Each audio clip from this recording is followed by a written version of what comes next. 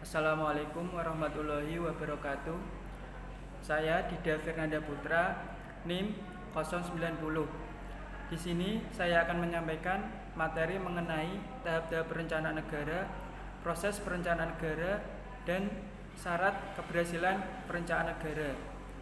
Yang pertama itu mengenai tahap-tahap perencanaan negara. Ada beberapa tahap dalam perencanaan negara. Yang pertama itu menetapkan tujuan yang ingin dicapai dalam perencanaan. Yang kedua, mengukur ketersediaan sumber-sumber daya yang langka selama periode perencanaan. Dan yang ketiga itu memilih berbagai cara, kegiatan, dan alat yang bisa digunakan untuk mencapai tujuan nasional. Dan yang terakhir itu mengerjakan proses pemilihan kegiatan-kegiatan yang mungkin dan penting untuk tercapai tujuan nasional tanpa terganggu oleh adanya kendala-kendala sumber daya organisasional. Yang kedua itu mengenai proses perencanaan negara. Di sini ada ada proses perencanaan negara. Yang pertama itu pendekatan politik. Pendekatan politik sendiri itu pemilihan presiden atau kepala daerah yang menghasilkan rencana pembangunan. Hasil proses politik khususnya penjabaran visi dan misi dalam RPJM.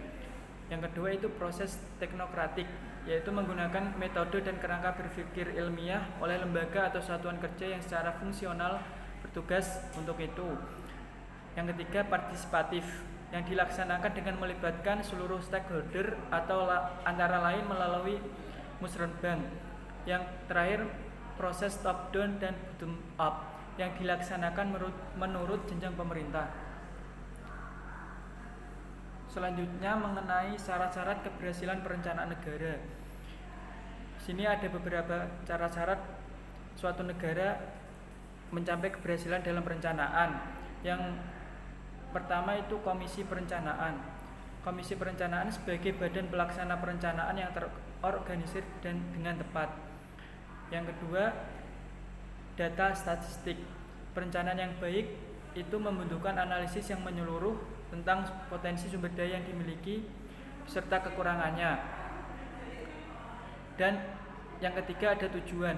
Perencanaan harus menetapkan tujuan yang hendak dicapai. Yang keempat, penetapan sasaran dan prioritas.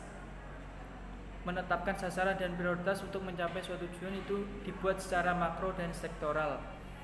Yang kelima yaitu mobilisasi sumber daya.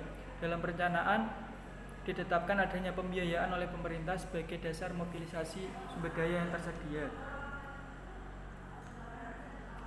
Selanjutnya, nomor 7 ada keseimbangan dalam perencanaan. Suatu perencanaan hanya harus mampu menjamin keseimbangan dalam perekonomian untuk menghindari kelangkaan maupun surplus pada periode perencanaan. Yang ke-8 ada sistem administrasi yang efisien. Administrasi yang baik dan efisien dan tidak korup adalah syarat mutlak keberhasilan suatu perencanaan. Yang ke-9 ada kebijakan pembangunan yang tepat. Pemerintah harus menetapkan kebijakan pembangunan yang tepat demi keberhasilan rencana pembangunan dan untuk menghindari kesulitan yang mungkin timbul dalam proses pelaksanaan. Yang terakhir adalah dukungan masyarakat. Merupakan faktor penting bagi keberhasilan suatu perencanaan di dalam suatu negara yang demokratis.